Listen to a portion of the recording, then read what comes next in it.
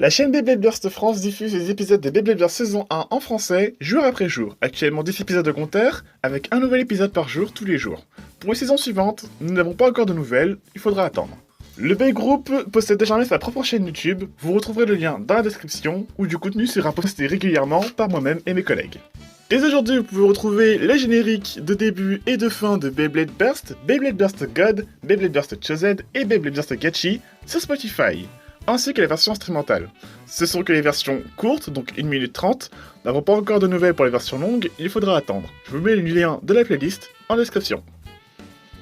Ceci étant dit, bonjour à tous, ici le Playmaker, et aujourd'hui on se retrouve pour l'épisode 6 des Baytymology. Alors pour ceux qui sont arrivés assez récemment sur la chaîne, je vous explique le concept. Baytymology est un format que j'ai débuté en février, si je dis pas de bêtises, dans laquelle, à travers différentes vidéos et différents épisodes, au nombre de 6, en 0, 1, 2, 3, 4, 5, je prends les noms des toupies Beyblade Burst et j'explique leurs noms et leurs origines.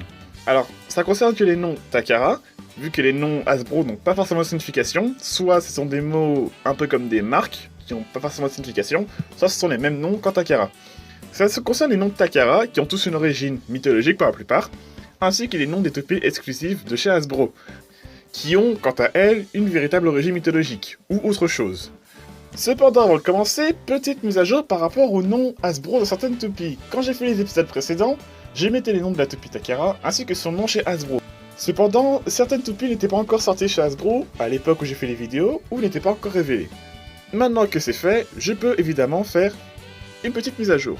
Donc, Artemis conserve son nom chez Hasbro, Apollos devient Astro, Aegis devient Engard, et Hades conserve son nom chez Hasbro. Pour Eclipse, elle s'appelle désormais Fusion Hater chez Hasbro. Je vous ai mis en commentaire une petite explication de son nom, c'est assez spécifique, et c'est assez cool quand même. Maintenant, c'est parti. Diabolos est associé au diable et à la crainte, d'où sa traduction grecque diabolo, qu'on peut retrouver dans notre langue française via certains mots comme diabolique et tous ses dérivés. Dans l'anime, Diabolos semble être, parce qu'on l'a pas encore vu à l'heure où je fais cette vidéo, semble être un dragon ou un opposé à dragon. On verra bien. Ashura. Les Ashura dans les mythologies japonaises, puisqu'il existe aussi les Ashura dans les mythologies hindoues, mais on s'intéresse pas aujourd'hui, sont des divinités possédant 3 visages et 3 paires de bras. Comme beaucoup de toupies burst basées sur des gardiens protecteurs, la toupie portant ce nom est de type défense. Ashura, aussi écrit Asura sur le H, a inspiré la super technique éponyme dans Inazuma Eleven, Orion de Cocoïne. Balor, issu de la mythologie celtique, est un être démoniaque lié à la destruction et le chaos. Peut-être un rapprochement avec le bélier, mouton du cyclope de l'Odyssée d'Ulysse. Dragon. Alors dragon ici, pas spécialement d'origine mythologique, mais on peut se parler du design de l'avatar. Dragon est un mix de 2 genres de dragons. Les dragons occidentaux, donc ceux qu'on connaît nous, avec les 4 pattes ou 2 bras de jambes, avec une grande paire d'ailes et pouvant cracher du feu. Et les dragons asiatiques ou orientaux, qui sont plus inspirés du même genre que Shenron dans Dragon Ball par exemple, qui ont un corps de serpent, des écailles et des poils, donc souvent une barbe, et une espèce de moustache. Le dragon de Drum mixe les 2 espèces de dragons pour former l'avatar qu'on connaît. Joker, ici pas d'inspiration mythologique, on est sur un autre genre d'inspiration.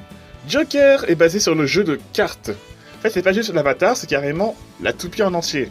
Le jeu de cartes se situe du poker, le hasard et le pari. L'ensemble des gimmicks de Joker étant basé sur le hasard. Rudder provient du mot Rudra, qui est une divinité hindoue des orages, de la médecine, des animaux sauvages et de la mort et des maladies. Cependant le layer est orné de flèches et je n'ai pas trouvé la référence, désolé. Morigna provient de Morrigan, de la mythologie celtique, considérée comme étant une déesse par certaines et traitée comme une sorcière par d'autres. Les voiles de corbeaux dans le ciel annonçaient sa venue sur la terre des hommes, d'où les motifs de corbeaux sur le layer. Et enfin, Gargoyle, qui reprend simplement la gargouille. Et voilà, cette Baytymology est terminée, on se retrouve pour un prochain épisode, à la prochaine!